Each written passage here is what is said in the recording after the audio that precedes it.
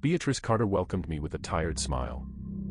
She was desperate like everyone who hires a medium. And I was just as desperate, which is why I was back to this gig.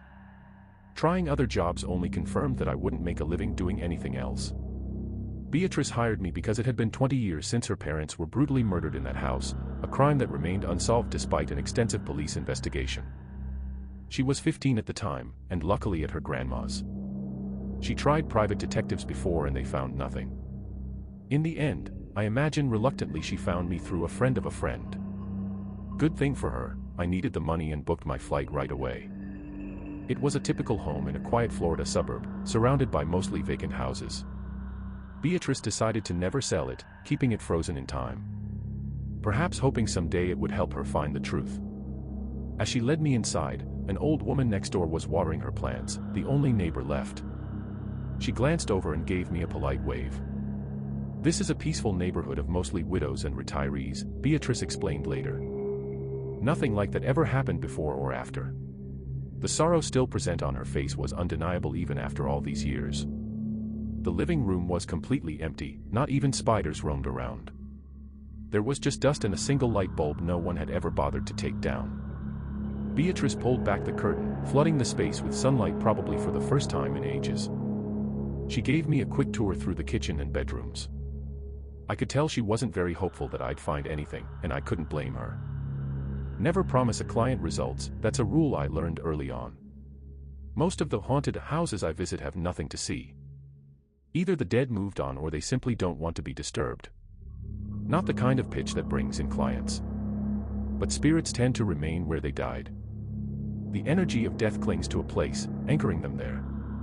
If Beatrice's parents still lingered in this house, they could talk to me. I asked her for a chair and placed it in the center of the living room. "I'll try to channel the voices of the spiritual world now," I told her. "So please, we need to remain silent." That was just a fancy way of telling her to stay quiet so I could hear if any dead would actually talk. I sat down and closed my eyes. For several minutes, I waited in silence, hearing nothing but the wind and birds outside. I was ready to give up and explain to Beatrice my no-refund policy when I heard faint weeping. It was soft, almost inaudible, and gradually grew louder. "Is there someone here among us?" I called out firmly. The crying stopped, and a metallic, ethereal voice asked, "Can you hear me?" "Yes, I can." "Who are you?" No response. The entity resumed crying.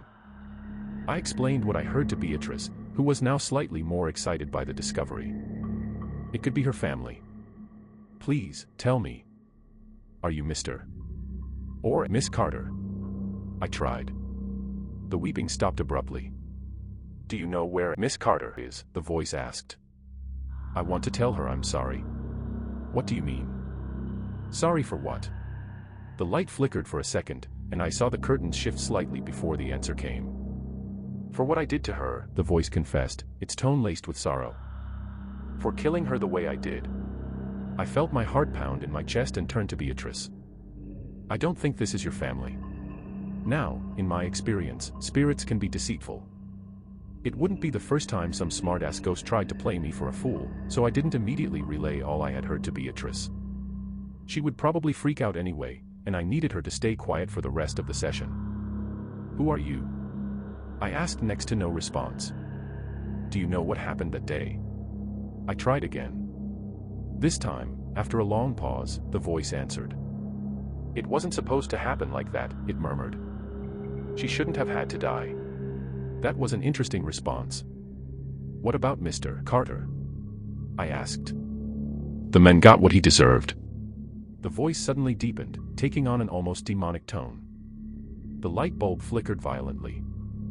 Its reaction made sense based on what I had read about the crime scene. Mr. Carter had died from 15 stab wounds, most likely in his bed. The killer was probably driven by emotion. Miss Carter showed signs of a struggle. Her only fatal injury was a deep slice across her neck. Maybe her death wasn't intentional at first. This could actually be the murderer. But why did you do it? I decided it was time for tough questions. "I just want to help you find peace. It's the only way you'll leave this house and see her again." There was a long silence. Then it spoke, its words thick with emotion. Because I loved her more than anything. I used to watch her every day. Getting in her car, walking the dog, buying groceries. She did it all with that same smile. When she waved at me, I felt it in my bones. That doesn't explain why you killed her, I pressed. My questions likely revealed the true nature of the voice to Beatrice, and her eyes widened in shock. I didn't want to, the voice roared.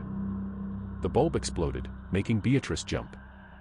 I just wanted to get rid of him so we could be together. But she wouldn't accept it, she wouldn't come with me. The weeping resumed. I pressed for more answers, but got nothing. Everything I had heard spun in my mind like a whirlwind. When everything clicked, I stood up and walked to the door.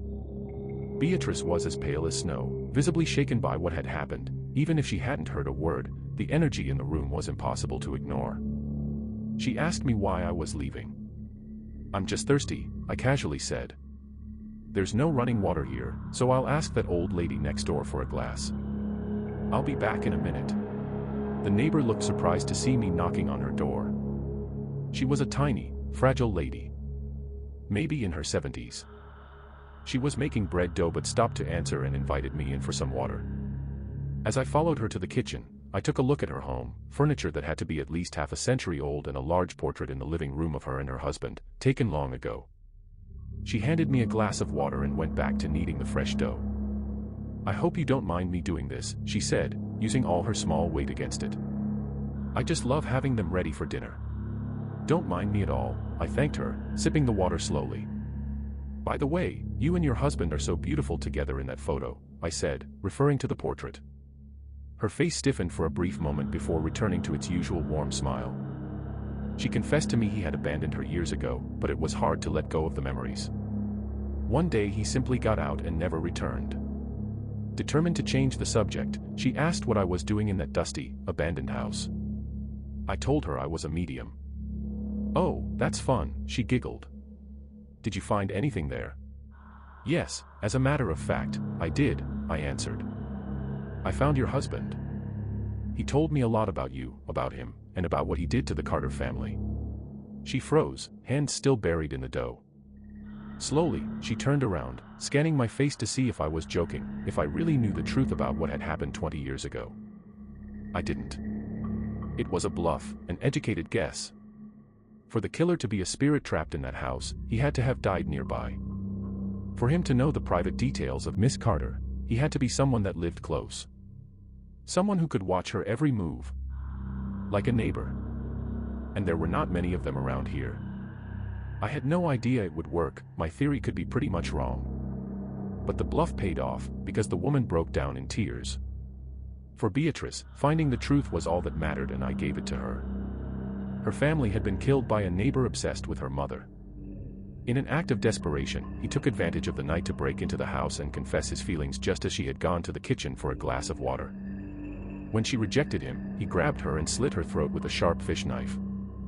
Then, in a fit of rage, he walked into the bedroom where her father slept and stabbed him to death. It took me a few more sessions with the killer to get the whole truth out. The old lady confirmed and admitted to Beatrice that she had suspected her husband all along. And when she confronted him, he fled, never to be found, probably dying somewhere years later. The end, or at least that's the end I told Beatrice. I can't say she was happy about it, but at least she knew now. There could finally be peace. What I didn't tell her was that the husband never fled. And his wife didn't simply confront him with words. When he arrogantly admitted to the crime, showing no remorse, she shot him with the handgun they kept under the bed and buried him in the backyard. I advised the woman to lie to Beatrice, keeping her safe from any legal trouble. That way, everything would end up in its right place. The old woman, in her home. The husband, trapped inside that house, drowning in his regrets. Fuck his peace.